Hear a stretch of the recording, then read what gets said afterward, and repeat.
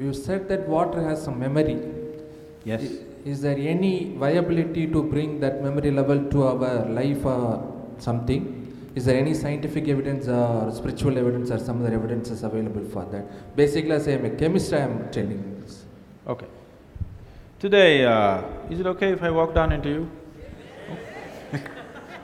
Today, particularly in the last 4.5 years, phenomenal amount of research has gone into water and its water potential. This started off inadvertently because of the way the usable water in the world is receding per person. In India, for example, in 1947, doesn't like me. In 1947, how much water an average Indian had, potable water? Today, we have only 20% of that. They say by 2025, we'll have only 7% of what we had in 1947 per person. Per capita water, only that much will be available. So because of this, lot of research has gone into water. It went mostly from this line, but slowly they went deeper and deeper into this, and they find, which you must be… being a chemist, you must be very much aware of this, without changing the chemical composition of the water, you can rearrange the molecular arrangement in such a way that the water will behave completely in a different way than the way it does. To such an extent, it's sensitive to this extent that if I take a glass of water in my hand and just look at it in a certain way and give it to you, well-being will come to you. If I look at it another way and give it to you, you will fall sick tonight. This is no more superstition, this is science. I'll tell you an incident that happened. About 17 years ago, I announced a 90-day program. 90-day program for what? The most fundamental aspect of yoga is considered as bhuta shuddhi. Bhuta shuddhi means… bhuta means you know what? Panchabhutas, the five elements in nature. Earth, water, fire, air and space. These are the five elements in nature. It is these five elements… I'm sorry, I'm somewhere… It is these five elements which is the basic components which make this body, which made this planet, which has made the whole universe, isn't it? The whole existence in a way is a play of these five elements. So Bhuta Shuddhi is about cleansing these five elements within the system. How these five elements behave within me will determine the quality of who I am. Based on this, the basic form of yoga is just Bhuta Shuddhi, everything else is an outcrop of that, taught in various bits and pieces by many people without understanding the homogeneity of what it is. But essentially, it's about taking charge of the five elements.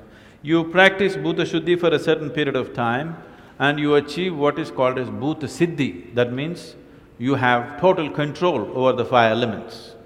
To such an extent, there is any number of incidents where at the time of death or at the time of leaving their body, a yogi goes into a room, people lock it from outside, he goes in and after a few days they open and he's just not there because he dematerializes himself.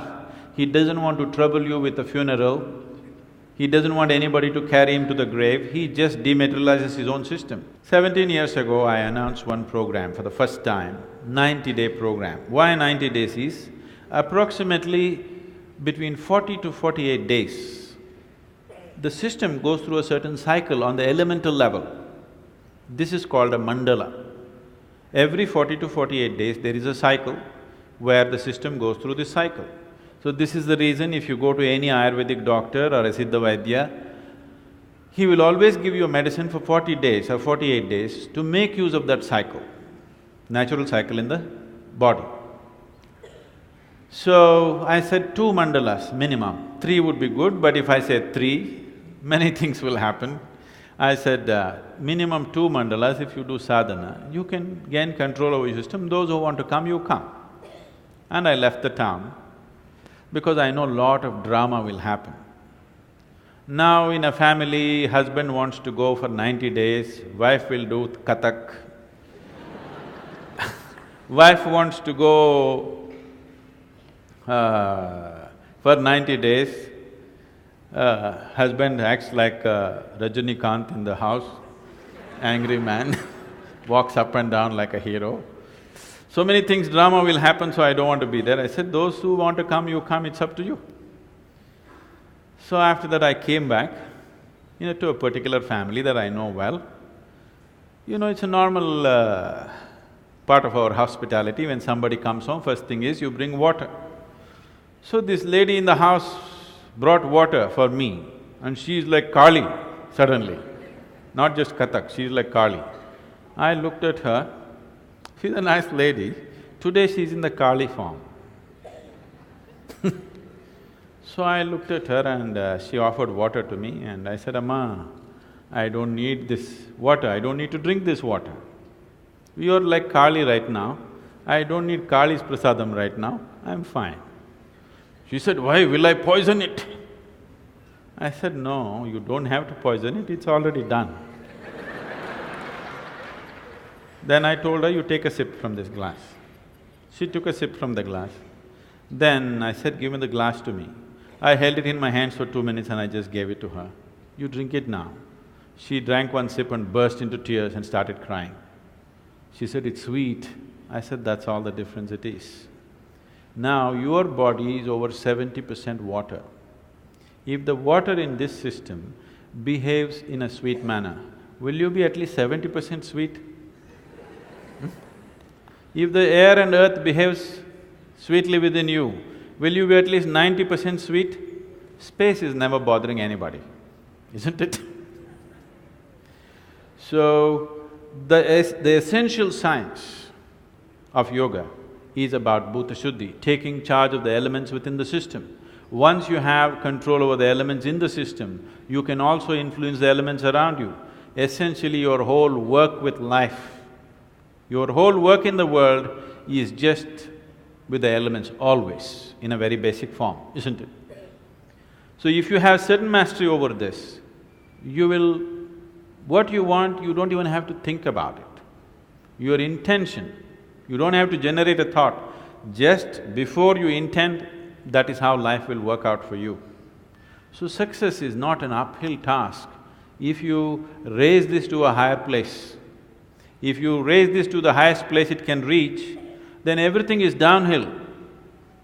Downhill you can run easily or uphill you can run easily. Definitely downhill, isn't it?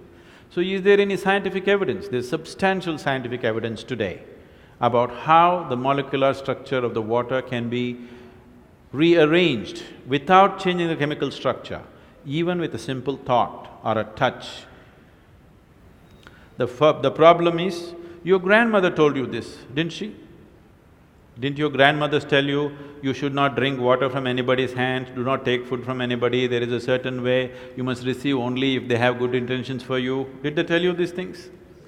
But when your grandmother said it, the problem is if it goes from the east, it is superstition. If it comes from the west, it becomes science. That's where it is.